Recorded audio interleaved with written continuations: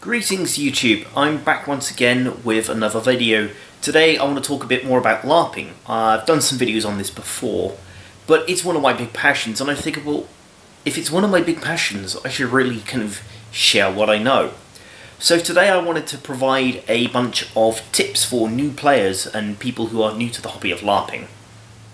As I explained before, LARP stands for live action roleplay. It's kind of the hybrid between sort of tabletop gaming like Dungeons and Dragons and cosplay, and also improv theatre. You know, you make up and decide your character's actions as you go along.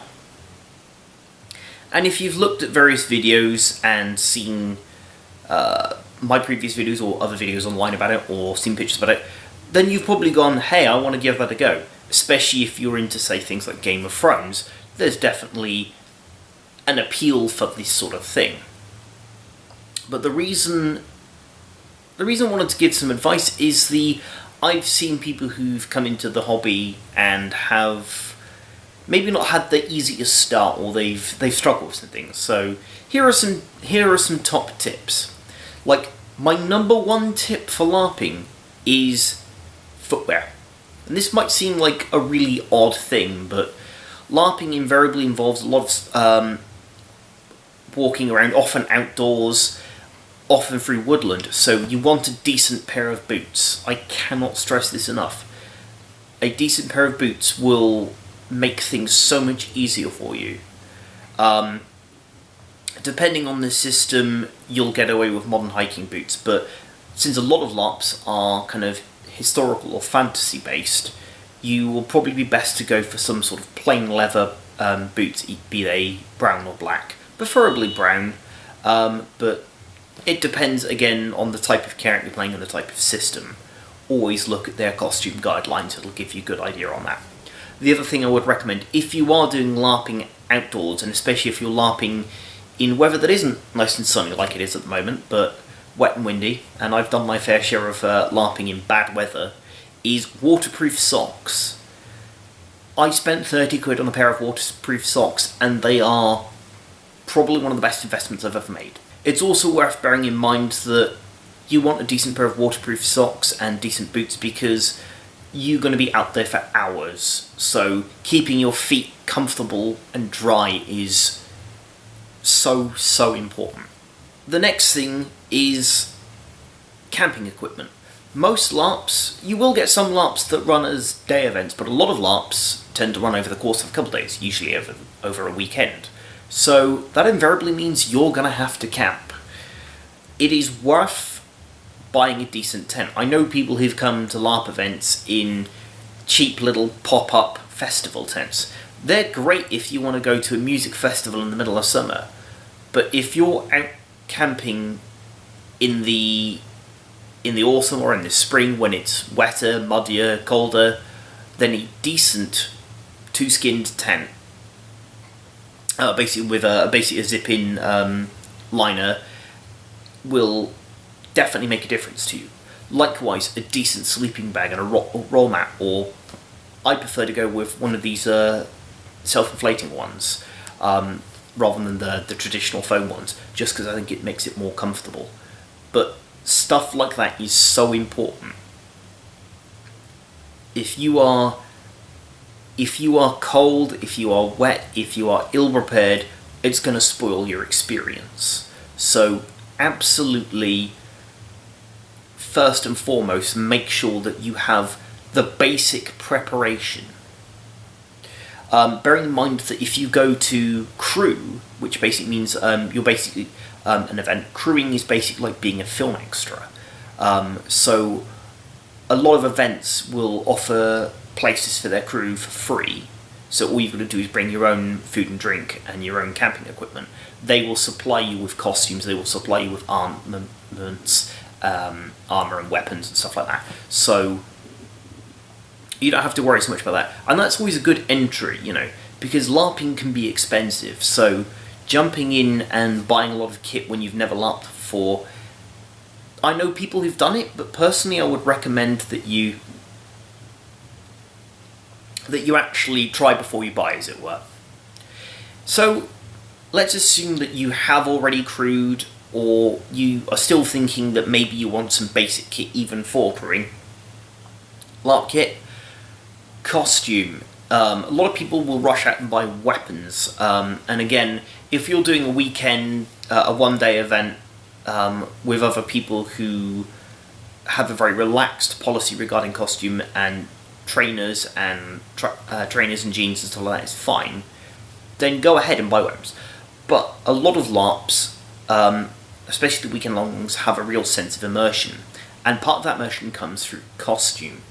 Costume is, in my opinion, the most important bit of kit. Buying a decent basic LARP shirt, I think I showed this in one of my previous videos. I have a basic white LARP shirt. I got it when I started, probably 13, 14 years ago, and I have worn it as several different characters. It's a nice basic thing. I can wear it for crewing as well as for character stuff. Again, every LARP you go to will have its own different flavour, and they will invariably provide a style guide, and that style guide will give you a lot of tips on the sorts of colour schemes, the fabrics, the types of costume, and that's really, really helpful. But having some basic kit of your own is always useful, and you can then build up from that.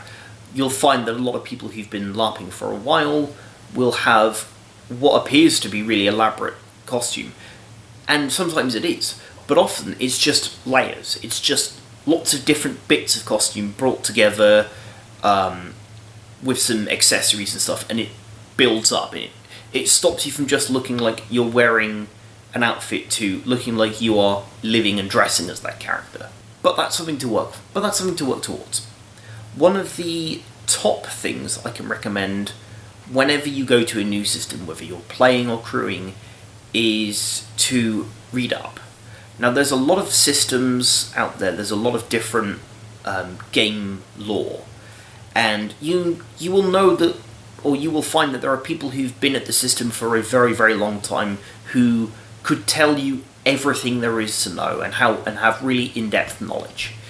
Nobody is expecting a new crewman or player to know everything there is to know, but most LARPs will provide you some background information. Take that opportunity, read it. If you've got time before the game starts, speak to other people there, especially to the referees, to players, and get a feel for the game world. That will really help. It will really help you understand what's going on. If there's a political element to the game, it'll help you understand what the politics is, who's in charge, what the social structure is. And that's very, very important. Because there's nothing worse than being at a game and not really kind of understanding what's going on. I mean, if you're just there and you just want to turn up and hit things, then you can do that, and a lot of systems will give you a basic brief and say, right, you are a mercenary, or you are a bandit, or you are a goblin, or whatever, and there are the players, have at them. But I honestly believe that you will get more enjoyment out of the game if you understand why you're attacking, you understand who the players are, what's going on, what is the storyline. So I would definitely recommend those things there. You know, make sure you've got adequate camping equipment. Read up whatever their basic style guide is and understand that, and read up on the game world. It will really help you. If the game world is based more closely on real world history, for instance, there are a couple of LARPs near me that have elements of real world history or real world inspirations, and one of those systems is very sort of Celtic based. There's a lot of Celts, Saxons, and Vikings, so you can go and you can research the cultures of those civilizations. My home LARP, Blood Red Roses, is based on the War of the Roses, which was a civil war that took place just before Henry Tudor took the throne. And so there's a lot of history there that you can buy into, a lot of medieval history. And that's quite useful as an inspiration.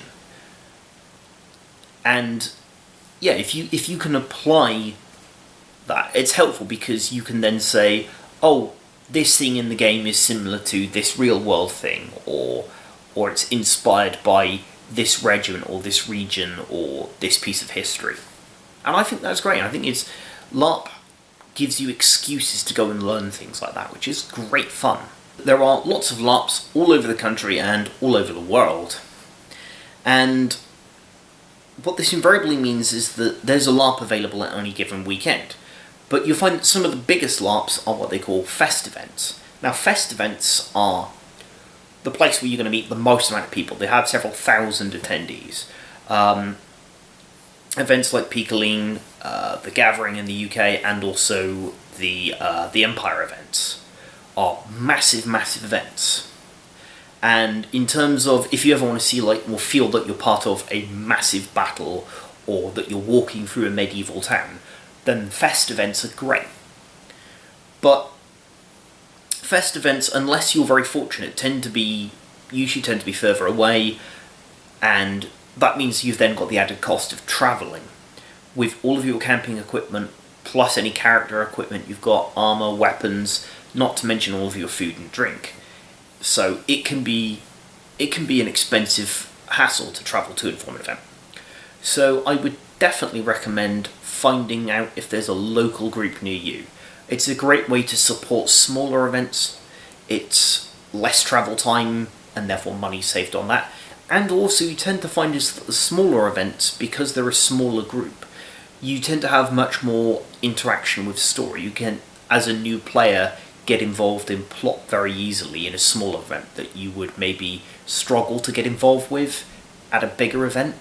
So definitely have a look and see if there are groups local to you, because chances are there probably will be, and you'll be able to meet other people close to you, other people who are local to you. So and they can be a great source of advice for not just that LARP, but for LARPing in general. So that's definitely a top tip right there.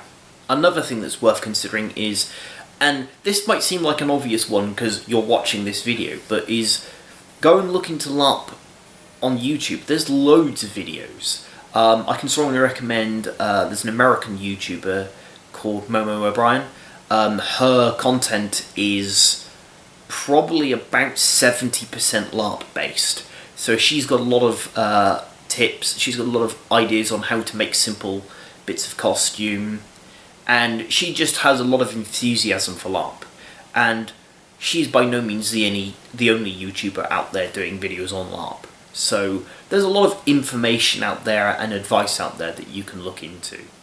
So don't pick any one YouTuber on LARP, but go and find as many as you can, and as many that are relevant to the types of systems that you're going to play in, because that will definitely help you out. Those are my top tips, really. So, go, read up, be prepared, and don't be afraid to get stuck in. Always the number one thing, whether you're playing or crewing, is to get involved. If you sit in the corner of the tavern and don't interact with other characters, you'll have a less involved experience than you would by going and get involved. Even if you don't know that much, you can say, what's going on? Or, I was minding my own business and this thing happened. Is there anything I can do to help? And doing little things like that will help make the world become more alive for you. So yeah, I hope to give you more updates and more ideas on LARP. I've got a video planned all about accessories and character kit and stuff like that, which I may or may not post either on this channel or on my gaming channel, which is called Beyond the Dice. So yeah, you can look at that, and there will be more content, more LARP content. I'm also in the process of editing some more lightsaber videos if you're interested in that sort of thing. So if you want to stay in touch, then remember you can always subscribe, and you can definitely give the video a thumbs up if you enjoyed it. It really helps the channel out. and I will see you guys soon. So until then, stay nerdy.